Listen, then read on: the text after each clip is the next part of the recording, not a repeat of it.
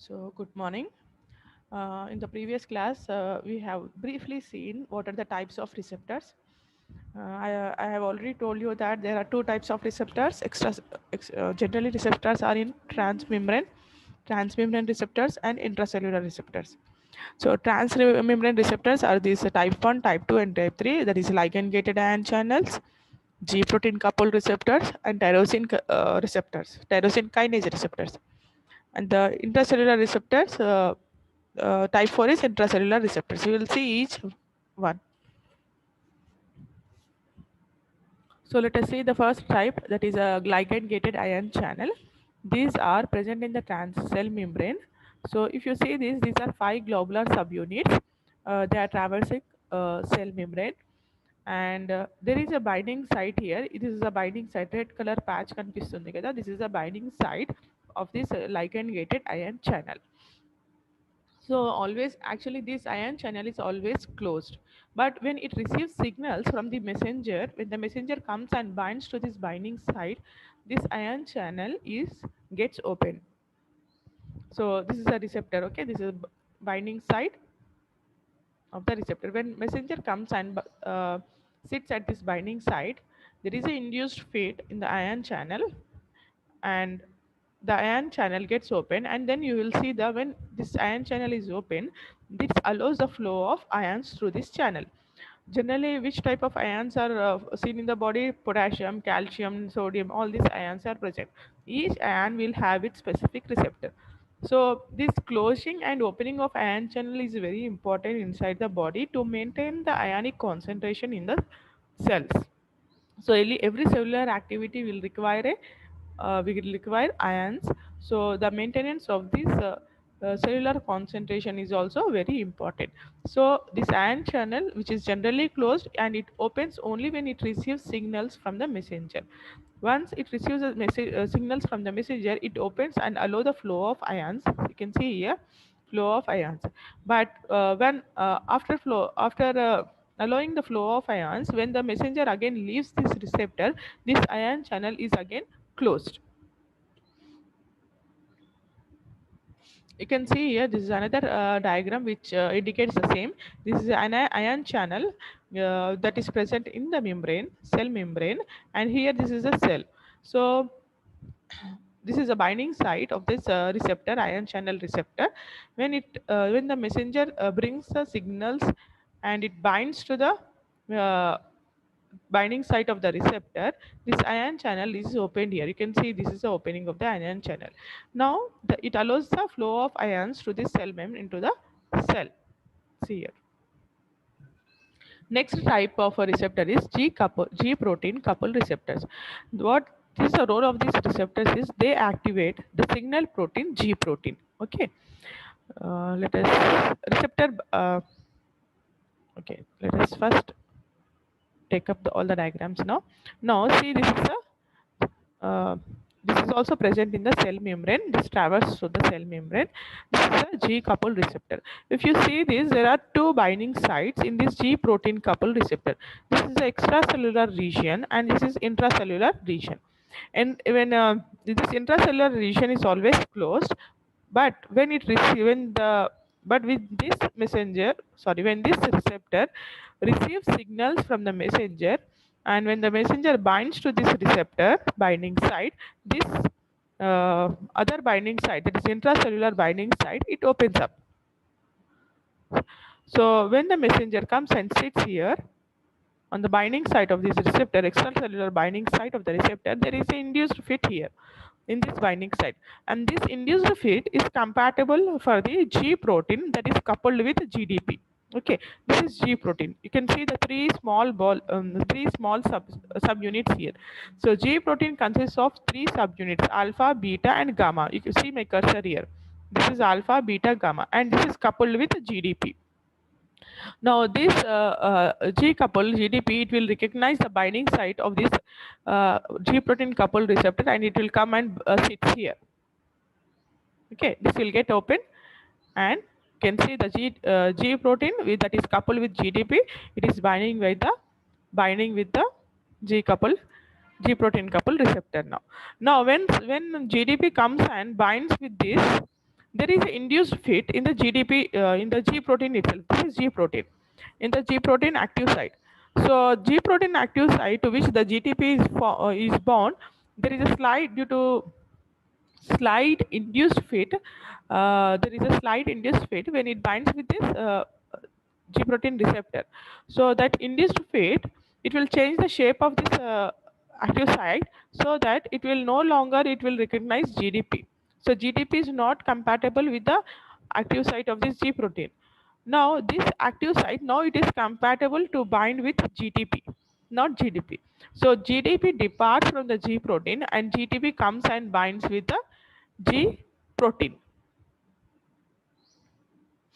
See here. Now G protein is coupled with GTP. Now when GTP comes and binds with the G protein here, again there is an induced fit here in the G protein, and that causes the induced fit here in the binding site of the receptor. So the binding site, it will no longer recognizes this G protein. So G protein, it departs from the binding site of this receptor here. So how it departs from the binding site? So then first it uh,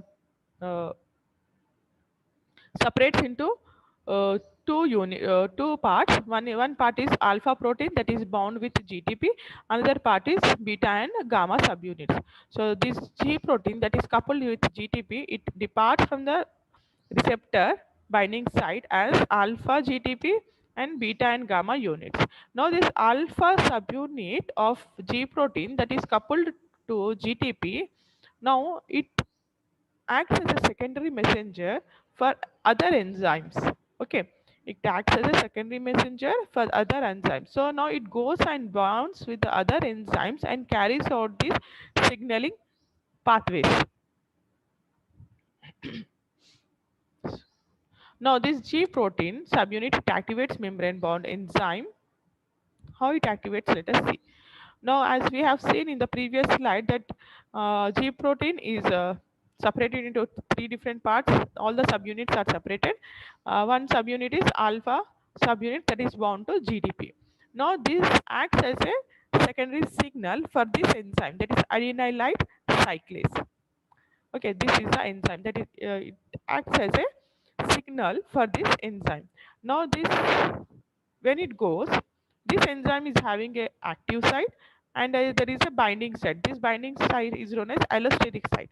When alpha subunit of G protein bound to GTP comes and sits at this binding site, this active site, it gets open,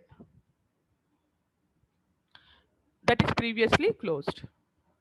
See here, the alpha subunit of GDP, alpha subunit of G protein, it is binding with the binding site of this enzyme, allosteric site.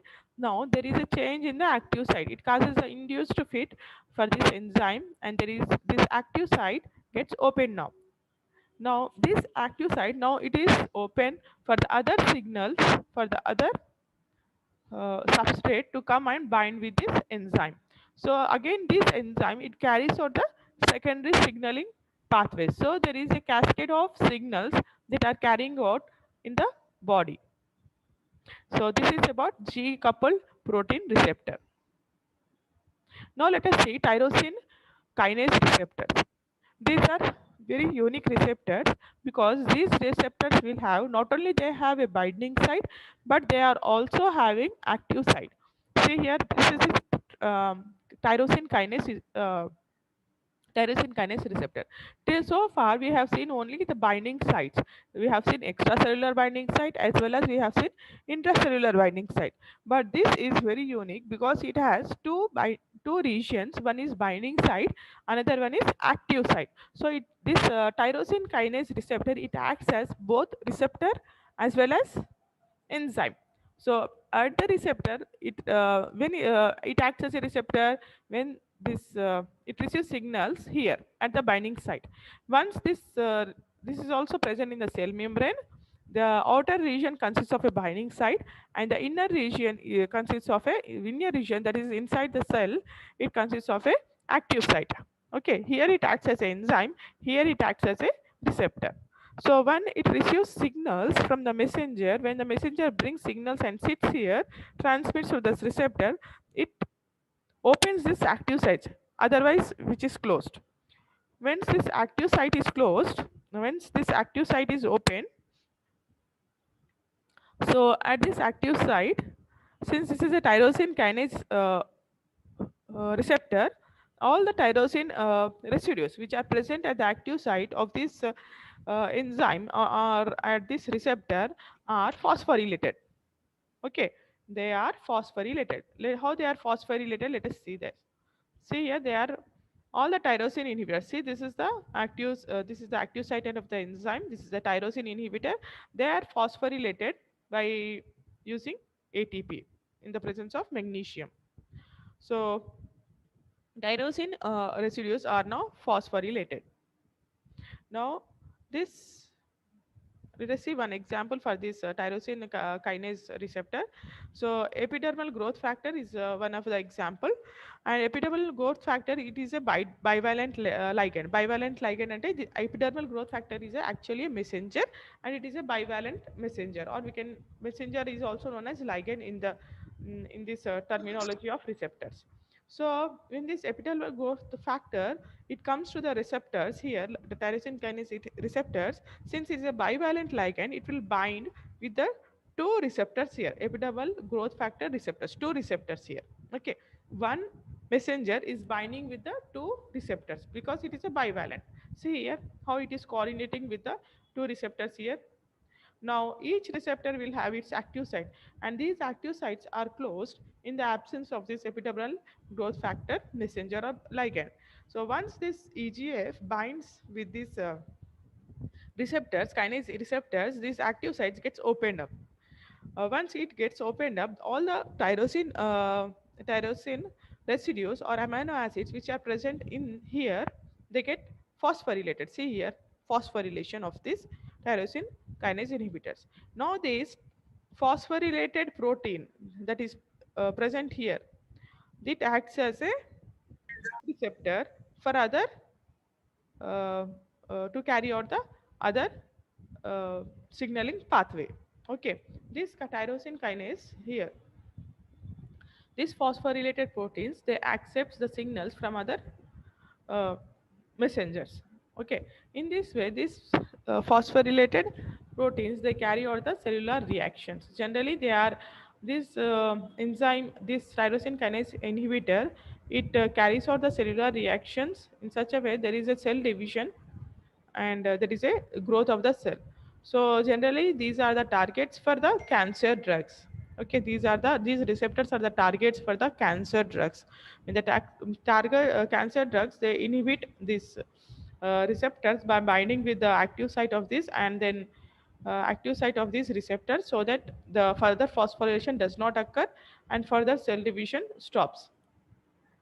Next type is intracellular receptors. Intracellular receptors are, they are found in the, found, they are present inside the cell. Till now we have seen the receptors that are present in the cell membrane, and this is a receptor which is present inside the cell. Example for this is estrogen protein complex. So it's estrogen protein complex, sorry, estrogen receptor. So for this estrogen receptor, estrogen is always coupled with this receptor is coupled with this protein complex. When estrogen, that is a signal for this estrogen receptor, it comes and bind with this estrogen receptor complex. This is the binding site. Okay, when it comes and binds with the estrogen receptor complex, the protein that is bound to this estrogen, it departs from the estrogen. Now a new complex is formed, that is estrogen receptor and ligand complex is formed. And now this estrogen receptor and ligand complex, it enters into the cell, and it and interacts with the DNA present here. Then it undergoes the this DNA, when it bonds with this estrogen receptor ligand complex, it undergoes transcription, which in turn results in the mRNA. mRNA helps in the translation of and results in the synthesis of many functional proteins. So this is an example for intracellular receptors.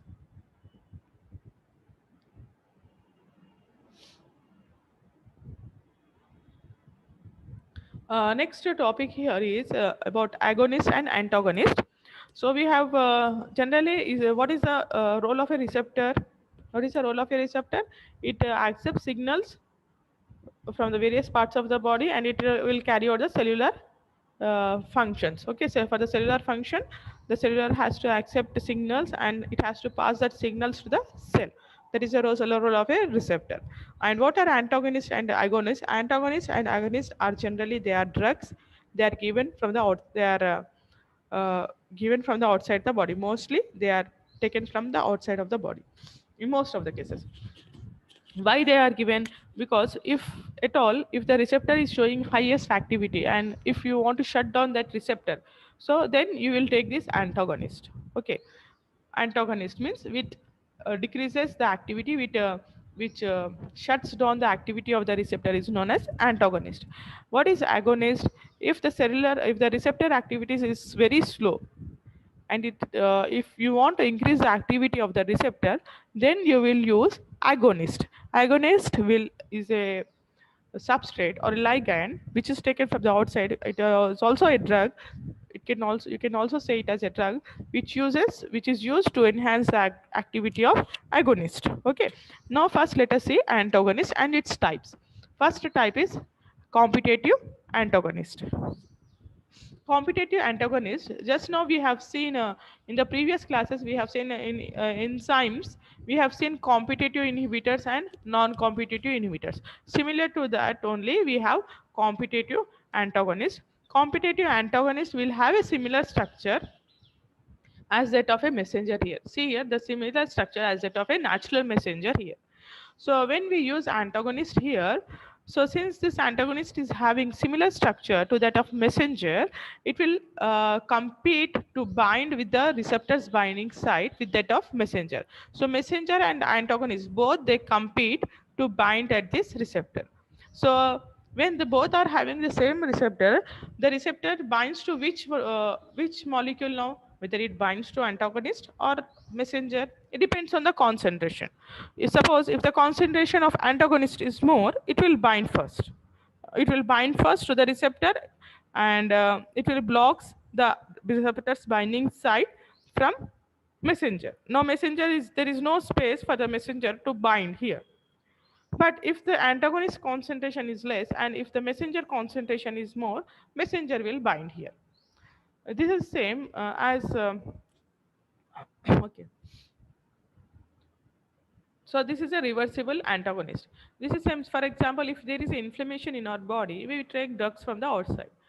As long as the drug is acting in the body, we don't feel any ache in the body. But when the drug's action is over, when the drugs leaves the body, again we will feel the inflammation inside the body. We will feel the pain here.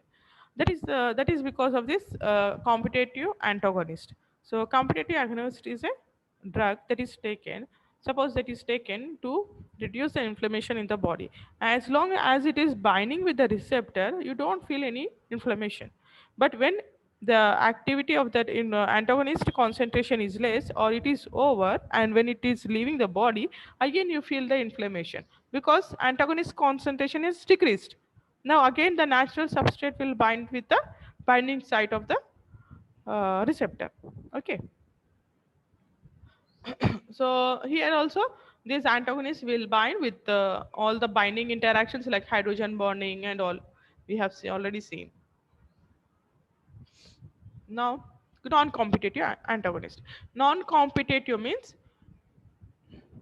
here receptor, here antagonist will bind with the receptor's binding site with covalent interactions. Okay, with maximum possible covalent interactions, strong interactions, permanently bonds.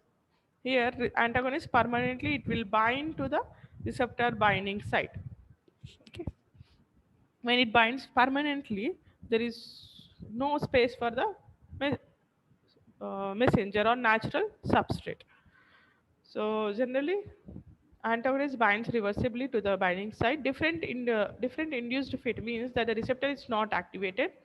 Covalent bond is formed between the drug and the receptor. Messenger is blocked from the binding site. increasing, even if here in the previous slide we have seen, if we increase the messenger concentration, messenger will bind. Okay, it will throw away the antagonist. First messenger comes and sit in the binding site. But here in the case of irreversible antagonist, even if we increase the messenger concentration, it does not have any impact here on the binding site, because antagonist is covalently bound here, permanently bound here. Non-competitive allosteric antagonist. Non-competitive means here this is a receptor and this is a binding site. Here antagonist, it will not compete or it will not bind here at the binding site. It will bind at other region. That other region is known as allosteric site. When antagonist comes and sits here at allosteric site, it will induces this receptor, so such that the binding site shape is changed here. When the binding site shape is changed, it will no longer recognize as a messenger. Okay, so messenger, it will no longer bind with the, it will, messenger will not recognize this binding site, and it will not bind with the receptor. In this way, this receptor is inhibited from its activity. And next one is umbrella effect. Umbrella effect means here in the receptor, when we have two binding sites, this is possible when the receptor is having two binding sites. See, this receptor is having two binding sites here. One binding site is for the antagonist and other binding site is for the messenger. This is an example of allosteric site also. Allosteric site lo example chusam kada. Similar to that, you can also see this is the allosteric site or the binding site of the antagonist. So umbrella effect means what? This is a receptor's binding site. This is antagonist binding site. So when antagonist comes and binds at its binding site on the receptor, it will not only react, it will not only interact with the binding site amino acids, but it also interacts with the binding site of the messenger also. Okay, so this is extending like umbrella effect, and this is extending its interactions not only from its sides, at its side, but also it is extending interactions at the binding site of the messenger. When it is interacting with the binding site of the messenger, this the it causes the induced fit here, and it causes the change of shape at this receptor, so that the messenger will not recognize its binding site, because there is an induced fit because of the interactions of this antagonist here. So this is known as umbrella effect. The next topic is agonist. Till now we have seen antagonist. Antagonists, they inhibit or they shut down the activity of receptor, whereas agonist, they enhances the activity of the receptor. Here agonist, it binds with the receptor and it causes induced fit and it enhances the activity of the receptor. Generally this is found if, suppose if there is a particular cellular reaction that has to be carried on in the body all the time, by some reasons if that cellular reaction is not carrying out, and when that is possible, when the receptor does not recognize any signal, so in those cases we will take drugs so that it will bind to the messenger's binding site, and it enhances the activity of that receptor, and it carries out the natural cellular reactions. So one important point all you have to remember is antagonists are useful in blocking messengers if there is a surplus of the normal messenger, as I have already told you. When we have to take antagonist drugs, when there is a surplus of normal messenger inside the body, we have to take antagonist which has this similar structure to the normal natural messenger, so that antagonist binds with the receptor and will block the receptor. But in some cases drug can bind to allosteric site, and we have and enhance the activity of the natural messenger. In the previous slides we have seen when the antagonist binds to the allosteric site, it causes a change in the shape of the binding site of the receptor and not allowing it to bind with the messenger. But it is not always true. In some cases it binds to the allosteric site and enhances the activity. For example, benzodiazepine tranquilizers. Tranquilizers means these are the drugs, they act on the central nervous system. Mostly they cause, when we take these tranquilizers, we feel like sleepy and drowsy. So these potentiate the, these are the drugs. They act by potentiating the action of inhibitory neurotransmitter called GABA at the GABA receptor. So I'll stop my class here, and we have one more topic left. That is a lost topic. I'll tomorrow I shall finish that. Okay.